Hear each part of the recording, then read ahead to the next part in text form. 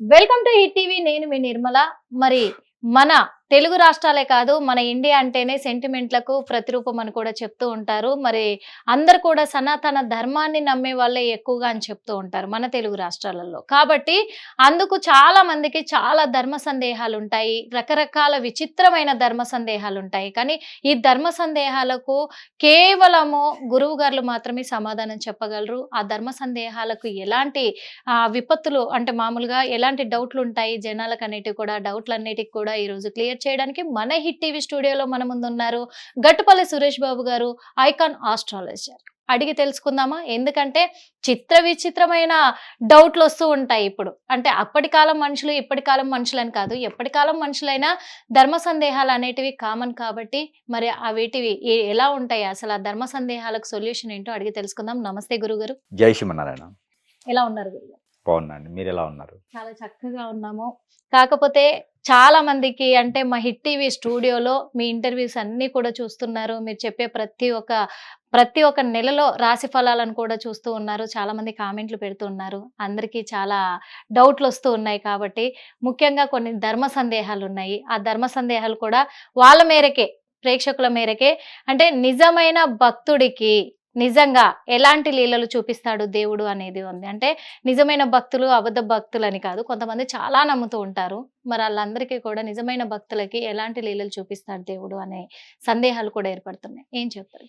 ముఖ్యంగా అందరికీ ఈ సందర్భంగా చెప్పదగింది ఏంటంటే, మన హిట్ టీవీ ద్వారా నేను చెప్పదగింది ఏంటంటే, నిజమైన భక్తుడు అని కాదు, ఇక్కడ మనస్ఫూర్తిగా మనల్ని మనం నమ్ముకోవాలి. ఫస్ట్ దేవుడో దెయ్యమో భక్తియో లేకపోతే ఇది కాదు, మనం చేసే పని మనల్ని మనము నమ్ముకుంటే అది స్వతహాగా ఎవరి మీదైనా ప్రేమ చూపించవచ్చు, ఎవరి మీదైనా అభిమానం చూపించవచ్చు, ఎవరి మీదైనా భక్తి భావం చూపించవచ్చు. ముందు మనకి క్లారిటీ ఉండాలి, మనసు అనేది మన మీద నిగ్రహమే ఉండాలి, ఆలోచన మనం ఏం చేస్తున్నాం అనేది తెలియాలి. సెకండ్కి ఒకసారి మారి, నిమిషానికి ఒకసారి మారి, లగ్నానికి ఒకసారి మారేటువంటి ఆలోచన, మైండ్, ఆచరణ సరైంది కాదు. ఇది ప్రతి ఒక్కరు కూడా గమనించుకోవాలి ఈ సందర్భంగా. అయితే ఇకపోతే నిజమైన భక్తుడు అనేది ఏమో కానీ, భక్తుడు అంటే అసలు ఏంటి? భక్తుడు అంటే దేవుని యొక్క ఆరాధనలో, దేవుని యొక్క కృపలో, దేవుని యొక్క ధ్యానంలో ఉండేటువంటి వారు కాదు. భక్తుడు అంటే ఒక బాయ్ ఫ్రెండ్కి ఒక గర్ల్ ఫ్రెండ్ ఉంటుంది, భక్తురాల్లాగా. ఒక గర్ల్ ఫ్రెండ్కి ఒక బాయ్ ఫ్రెండ్ ఉంటాడు, తల్లిదండ్రులకి పిల్లలు ఉంటారు.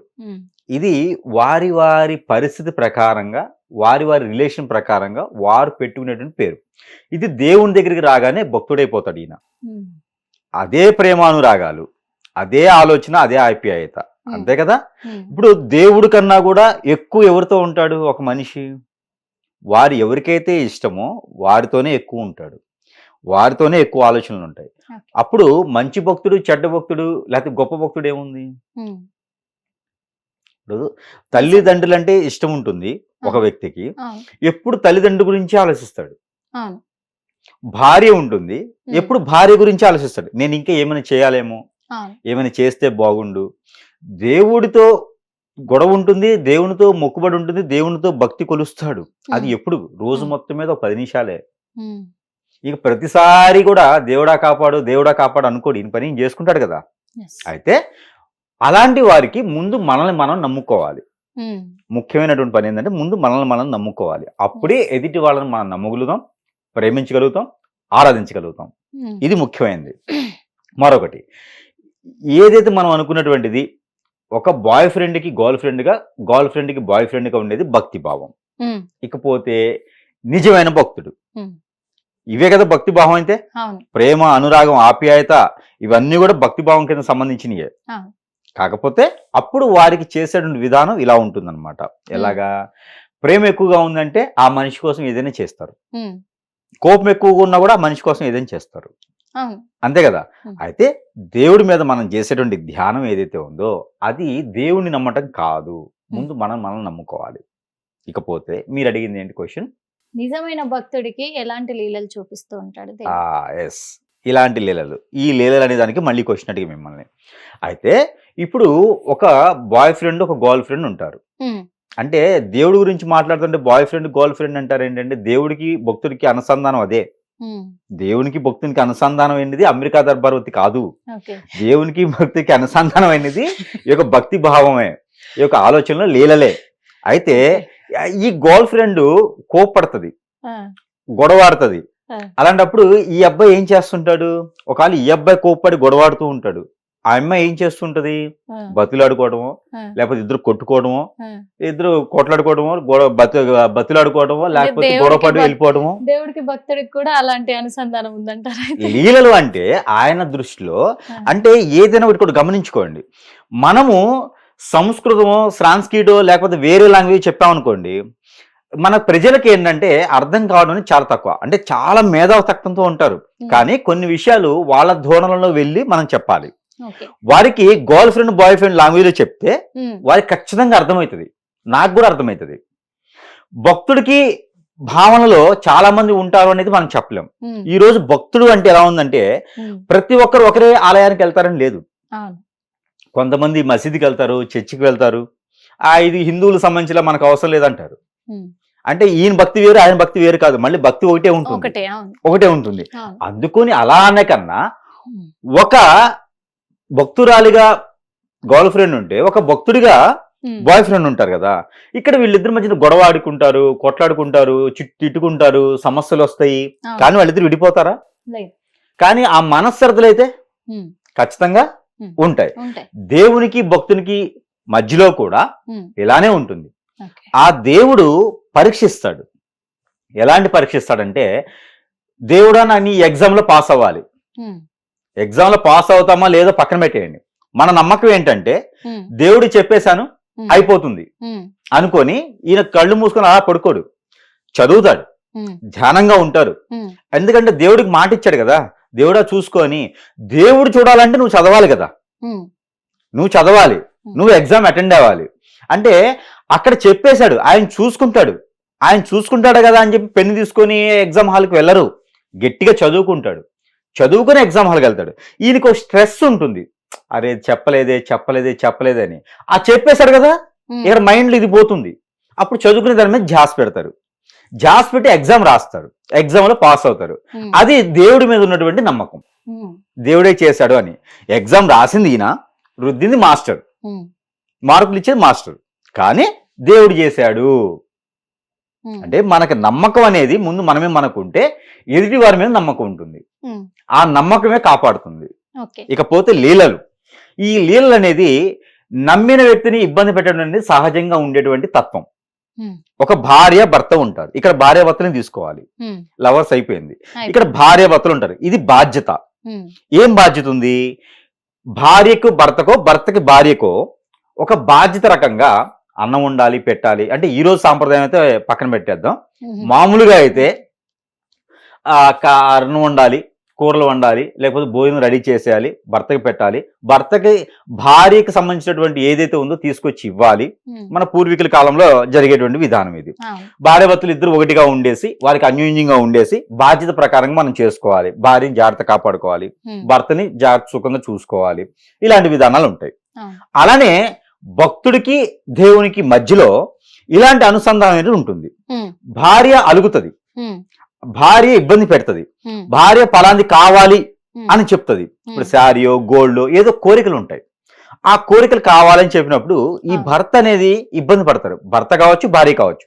ఆ కోరికలు తీర్చడానికి కొంతమేర ఇబ్బంది పడటమో బాధపడటమో మాట నిలబెట్టుకోవాలని కొన్ని రకాల అప్పులు చేయటమో ఏదో విధంగా ఆ ప్రేమ అనేది అలా చేపిస్తూ ఉంటుంది. ఇద్దరి మధ్య అనురాగం అనేది అది ఇంకా వెళ్ళాలి అంటే కనుక ఖచ్చితంగా వారిద్దరి మధ్య చేపిస్తూ ఉంటుంది. అవే లీలలు. ఇప్పుడు భక్తునికి ఆ దేవునికి సంబంధించిన లీలలు ఏంటి అంటే భార్యాభర్తల మధ్య ఉన్నటువంటి అనుబంధం, ఆ ఒక అనురాగం ఏదైతే ఉందో, వారిద్దరి మధ్య ఉన్నటువంటి బాధ్యత ఏదైతే ఉందో, ఆ బాధ్యతకి మనం ఎంతైతే చేస్తామో అవే లీలలు. అంటే ఆ ప్రేమ ఉన్నదా లేదా? ప్రేమ ఉంటే ఖచ్చితంగా ఇప్పుడు మీకు ఒక 50,000 రూపాయలు శారీ అడిగారు అనుకోండి, సపోజ్ ఒక 50,000 రూపాయలు శారీ అడిగారు, అది అంత క్యాపబిలిటీ అతని దగ్గర ప్రెసెంట్ ఇబ్బందిగా ఉంది ఉన్నప్పుడు తను ఏం చేస్తాడంటే అది బాధపడుతూ ఉంటాడు లోపల, మదన పడుతూ ఉంటారు లోపల. ఆ సరైన సమయానికి ఇస్తారు. అది ఇచ్చేంత వరకు కూడా మీరు నిద్రపోరు, నిద్రాహారం మానేస్తారు, స్ట్రెస్ ఫీల్ అవుతుంది. ఏ విధంగా ఆ ప్రేమతో నేను ఇవ్వాలి ఇవ్వాలి ఇవ్వాలి అనుకుంటూనే ఉంటారు. అది ఇచ్చేంత వరకు కూడా చివరికి అప్పు చేసేనే ఇచ్చేటువంటి మార్గం ఉంటుంది. దేవుడు అలాంటి పరీక్ష పెడతాడు. అది దేవుడు ఎందుకు పరీక్షిస్తాడు అంటే నిజమైన ప్రేమ ఉన్నదా లేదా. ఇప్పుడు భార్య నువ్వు శారీ ఇవ్వలేదు కదా నేను వెళ్ళిపోతాను వెళ్ళిపోదు. భర్త నీకు శారీ ఇవ్వలేను నువ్వు వెళ్ళిపో అని చెప్పడు. అది జరుగుతూనే ఉంటది, ఇది జరుగుతూనే ఉంటది. అలాంటి ప్రేమ అనురాగాలు ఉన్నవారే నిజమైనటువంటి భక్తుడు.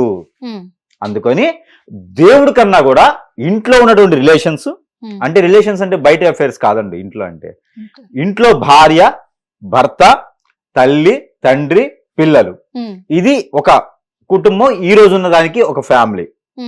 ముందు ఏ బాధ్యత అయినా, ఏ అనురాగ, ప్రేమ ఇవన్నీ ఏదైతే ఉందో ముందు వాళ్ళ మీద ఉండాలి. ఆ తర్వాత మాత్రమే ఇది దేవుడు. ముందు మన మీద మనకి, తర్వాత మన రిలేషన్ మనం నమ్ముకున్న వాళ్ళకి, ఆ తర్వాత దేవుడు. అంతే. అది ఏ మొక్కుబడి ఉన్నా, నిలువు దోపిడీ ఉన్నా, ఏదున్నా సరే భక్తుడికి దేవుడికి మధ్యన ఇలాంటి లీలలు ఉంటాయి. కాబట్టి అది జనానికి అర్థమయ్యేలాగా భాషలో చెప్పాలంటే ఇలాంటి రిలేషన్లు ఎలాంటిది బాధ్యతలు ఉంటాయో దేవుడు కూడా అంతే చూస్తాడు. నన్ను ఎంతవరకు నమ్ముకున్నావు, నేను చేస్తాను, నీ నమ్మకం ఏంటి. అందుకని పరీక్షించినప్పుడు ప్రేమ అర్థమైంది నీకు. దేవుని యొక్క లీలలు నీకు ఎప్పుడు తెలుస్తాయి? నువ్వు ఆయనకి ఇచ్చినప్పుడు. ఆయన మనసుతో అడగడు, మాటలతో చెప్పలేడు, నీకు లీలలో చూపిస్తారు. ఆయన చూపిస్తారు. అవి తీర్చగలిగితే ఖచ్చితంగా నీ మీద ఆ ఒక కృపా కటాక్ష వీక్షణాలు అనేది ఖచ్చితంగా వారి మీద ఎదుగుతారు. అంటే ఇప్పుడు మీరు చెప్పింది నిజమే. ఇప్పుడు నిజంగా ఇవన్నీ కూడా పరీక్ష పెట్టిన తర్వాతే అవన్నీ నెగ్గుకొని కూడా గట్టెక్కితే అప్పుడు నిజమైన భక్తుడని నమ్ముతాడు, కృపా కటాక్షాలు కర్ణిస్తాడు దేవుడు అని చెప్పారు. నిజంగా భార్యకి ఆమెను అడిగింది తీసుకొచ్చి ఇవ్వండి, ప్రేమ ఎలా ఉంటుందో చూడండి. తండ్రికి, తల్లికి, పిల్లలకి ఇవ్వండి, ప్రేమ ఎలా ఉంటుందో చూడండి. అయితే అడగకుండా ఇచ్చేది వరం. అలా ఇవ్వండి, అసలు మీకు స్వర్గలోకం అనేది భూలోకం కనిపిస్తుంది. ఎంత స్ట్రెస్ ఉన్నా పోతుంది. దేవుడి దగ్గర కూడా అంతే.